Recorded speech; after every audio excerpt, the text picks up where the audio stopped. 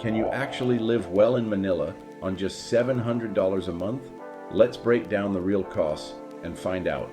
In the US, $700 a month might barely cover rent, but in Manila, it could fund your entire lifestyle. This guide breaks down the real costs, so you can decide if moving to Manila makes sense and what budget you'll actually need. We're covering housing prices in Manila, daily food costs, internet and remote work setup, transportation, hidden expenses, and the real lifestyle you can expect on just $700 a month, backed by insights from Condé Nast Traveler, Wanderlust, and Adventure Journal. Stick around until the end to see if living in Manila on a $700 budget is actually doable, or just a myth. What if your rent didn't dictate your lifestyle, but actually expanded it? When I first started looking for a place in Manila as an American expat, I had one number in mind: $700. In the US, that budget usually means compromises, a shared apartment, a long commute, or an outdated space. But stepping into Manila's rental market felt like entering a completely different game. In prime districts like Makati and Bonifacio Global City, that same $700 can land you a fully furnished condo in a high-rise building. Think floor-to-ceiling windows, 24/7 security, a swimming pool, even a small gym downstairs. It's the kind of setup that feels closer to a hotel than a starter apartment, but the real strategy reveals itself when you zoom out. Just a few kilometers away in Quezon City or Pasay, prices drop significantly. Here, $300 to $500 a month can get you a larger unit, sometimes with more breathing room than the sleek but compact condos in the city's core. The trade-off? You might sacrifice walkability, deal with older buildings, or spend more time in traffic. And traffic in Manila isn't just an inconvenience. It shapes your housing decision.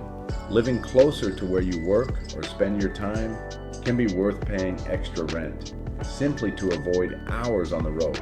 Then there are the hidden layers. Association dues are sometimes included, sometimes not. Utilities, especially electricity, can climb quickly if you rely on air conditioning. And while listings often look polished online, the reality can vary. Water pressure, noise levels, and building maintenance aren't always obvious until you move in. What makes Manila unique isn't just that it's cheaper, it's that it gives you control. You can prioritize convenience, space, or savings, and still land within a reasonable budget. Stick around, we're just getting started. Let's talk about food next. What if eating out every day cost less than your weekly groceries back home? That was the first real shock when I started tracking my food expenses in Manila. In the US, cooking at home is usually the cheaper option, but here the lines blur fast. As an American expat, you quickly realize that food isn't just affordable, it's flexible in a way that can completely reshape your daily routine. On a typical morning, you might grab a local breakfast, something simple, filling, and surprisingly cheap. A meal with rice, eggs, and meat can cost as little as $2 to $3 from small neighborhood spots. Step into a mall food court, and you're still only spending around $4 to $6 for a full meal. Then there's the mid-range dining scene, especially in places like Makati and Bonifacio Global City. Here, restaurants feel familiar, Western menus, trendy interiors, reliable quality. You're looking at $8 to $15 per meal, which is still far below what you'd expect to pay in the States. But the real game changer? Delivery culture.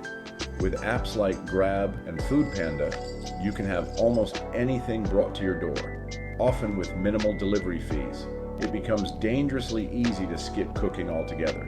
Groceries, on the other hand, can be surprisingly inconsistent. Local markets are cheap for fresh produce, but imported goods, especially Western brands, can get expensive fast. If you're craving familiar snacks or ingredients, your budget can quietly creep up without you noticing. A balanced approach is where most expats land.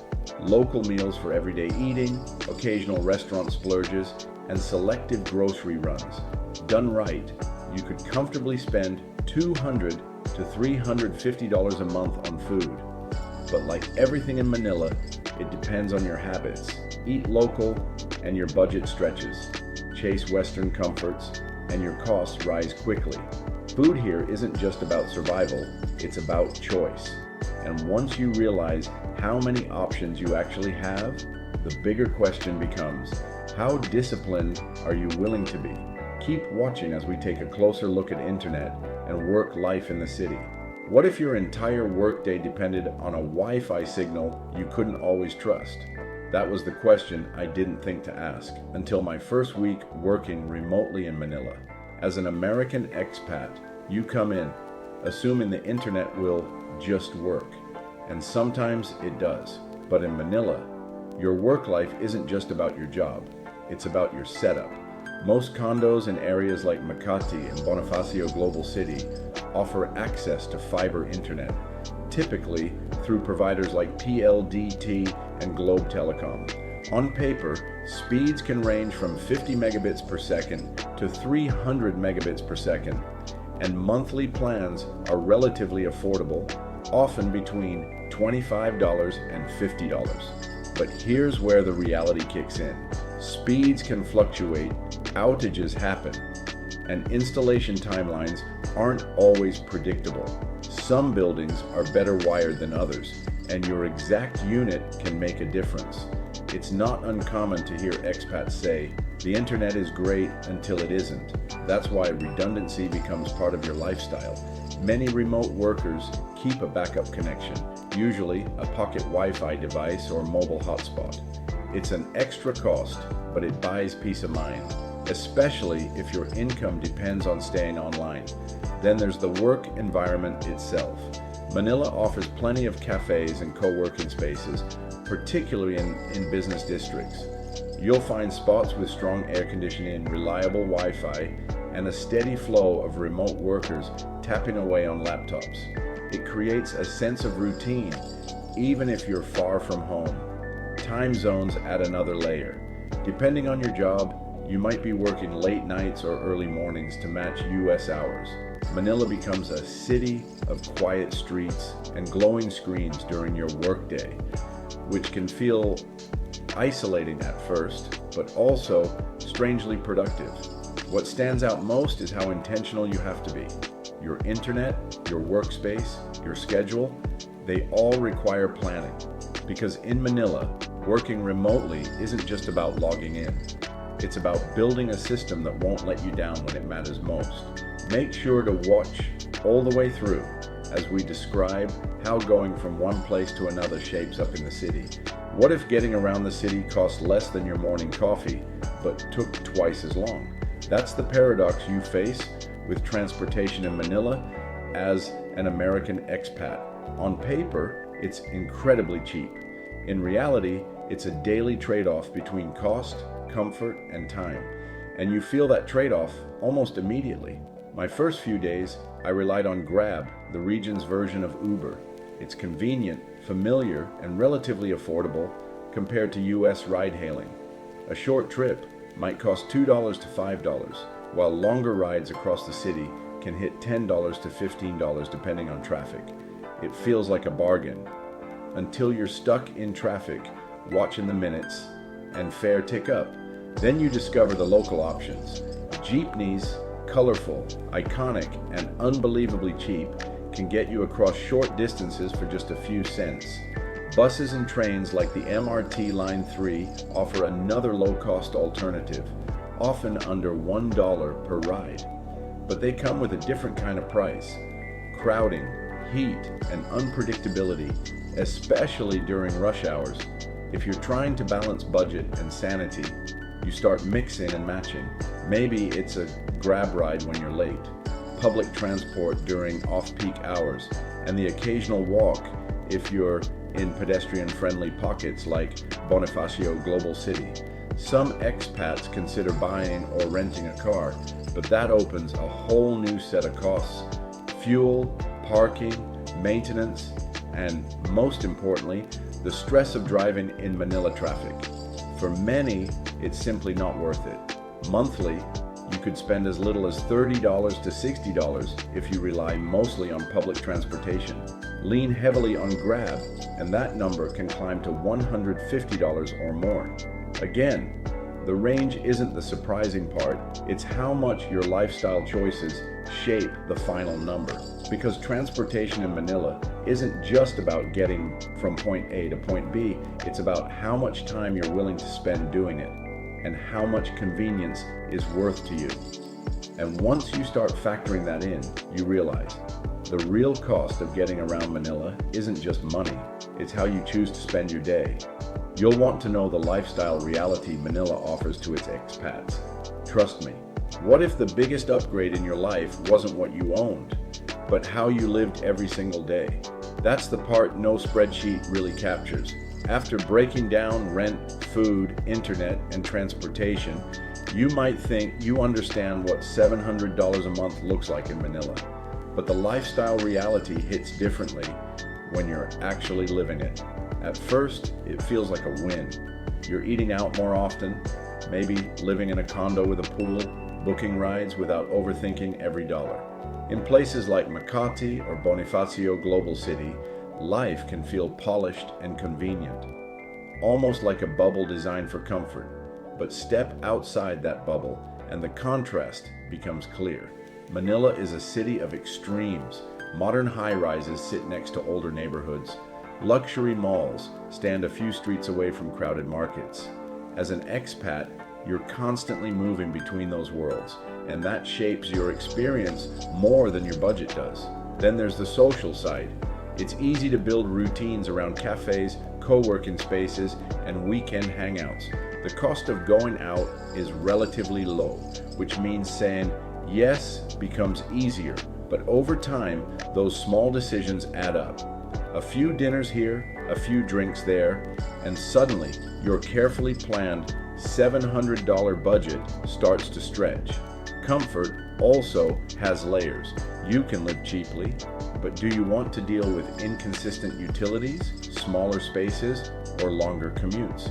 Many expats start with a strict budget, then slowly adjust upward as they figure out what conveniences they're not willing to give up. And there's something else you don't expect: mental adjustment. Living in Manila means adapting to noise, traffic, and a different pace of life. Some days feel vibrant and exciting. Other days feel overwhelming. Your lifestyle isn't just about what you can afford, it's about what you can sustain. What stands out most is that $700 doesn't define your life here. Your choices do. Manila gives you options, but every upgrade, every convenience, every shortcut has a cost attached to it. Stay put as we talk about the hidden costs of living in the city. What if the biggest surprises in Manila didn't show up on your budget spreadsheet? As an American expat, the numbers you see online, rent, food, internet, transport, tell only part of the story. The hidden costs sneak up when you least expect them, and they can quietly reshape your $700 per month lifestyle. Take visas, for example. Staying in the Philippines legally isn't just a one-time paperwork exercise. Most Americans start on a tourist visa valid for 30 days, but if you plan to stay longer, you'll need extensions. Each extension costs money, around $50 to $100 per renewal. And if you miss the paperwork or overstay, fines can quickly add up. Suddenly, what seemed like a simple monthly budget includes a recurring administrative expense. And while it's manageable, it's one of those invisible costs that catches new expats by surprise. Then there's the irresistible pull of the islands. Manila is just the hub, but the Philippines is a playground of beaches, waterfalls, and snorkeling spots. Flights to Palawan, Boracay, or Cebu aren't expensive individually, sometimes $30 to $50 one way. But if you start hopping islands regularly, those numbers add up fast. What looked like a $700 budget can suddenly stretch to $900 or $1,000 once a few weekend trips help sneak in. For many expats, travel isn't just a luxury. It becomes part of the lifestyle you came for. And it's easy to underestimate how often you'll want to explore. Emergencies are the wild card. A sudden medical issue, a lost passport, or even urgent repairs in your apartment can throw your finances off track in a heartbeat. Health insurance is essential. Private clinics in Manila are excellent but not free, and a single ER visit or specialist consultation can cost $100 to $200 or more.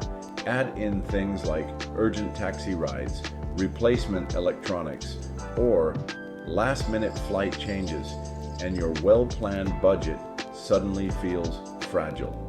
The lesson: budgeting isn't just about rent and groceries, it's about anticipating the unexpected. Hidden costs are part of the adventure, and how you prepare for them often determines whether your expat experience is smooth, exciting, or full of financial headaches. Because in Manila, the real cost of living isn't just what you see, it's what comes at you when life decides to throw a curveball. So, can you live in the city on a $700 per month budget? The short answer is yes, but not at all the way most Americans imagine. When I first crunched the numbers, $700 felt like a miracle compared to US living costs. Rent, food, transport, and internet all seemed manageable. But the reality hit quickly. Living on $700 is possible, but it forces trade-offs most people wouldn't expect. You're surviving more than thriving, carefully rationing every peso and choosing convenience over comfort. It's the kind of lifestyle where a small emergency or an unplanned trip can derail your budget entirely. At $700, you can secure a basic apartment or studio, eat mostly local food, take public transport, and handle day-to-day expenses. You'll have a roof over your head, a working Wi-Fi connection most of the time, and enough money for essentials. But the Instagram expat life most people picture, forget it. No rooftop pools, trendy cafes on every corner, or weekend trips to nearby islands unless you scrimp elsewhere. That polished, carefree lifestyle requires more than just survival. It demands flexibility, choice, and a little breathing room in your budget. The difference between living on $700 and $1,200 in Manila is massive. At $1,200, suddenly you're not just surviving, you're living. You can afford a nicer apartment in a safer or more central neighborhood, stable and faster internet for work, occasional dining out in comfort, and the freedom to travel or enjoy the city without constantly checking the budget. That $500 difference transforms stress into stability and limitations into options. The best strategy? Don't try to force $700 if your goal is a genuinely comfortable lifestyle. Instead, aim for $1,000 to $1,500 a month. With this, you can upgrade your location, secure reliable internet, and enjoy more amenities without constant worry. The result is simple: less stress, more control, and a higher quality of life. You're still living frugally by Western standards, but the experience feels sustainable and enjoyable. Manila on $700 teaches you resourcefulness, but Manila on $1,200 lets you enjoy the city fully, safely, and with room to breathe. The choice is yours: survival mode or a real expat lifestyle that balances adventure, comfort, and peace of mind. The ultimate question is, do you want to actually live or merely survive in the city? Surviving means stretching every peso, constantly compromising, and measuring every decision against your tight budget. Living, on the other hand, is about having the freedom to enjoy your surroundings, explore new neighborhoods, and indulge in small comforts without constant stress. It's the difference between seeing Manila as a series of sacrifices versus experiencing it as a vibrant, dynamic city full of opportunities. Ultimately, the choice shapes not just your finances, but your daily happiness, energy, and how fulfilling your expat life can truly be. If you want to explore another option for your relocation or retirement dreams, check out the next video we've queued up just for you.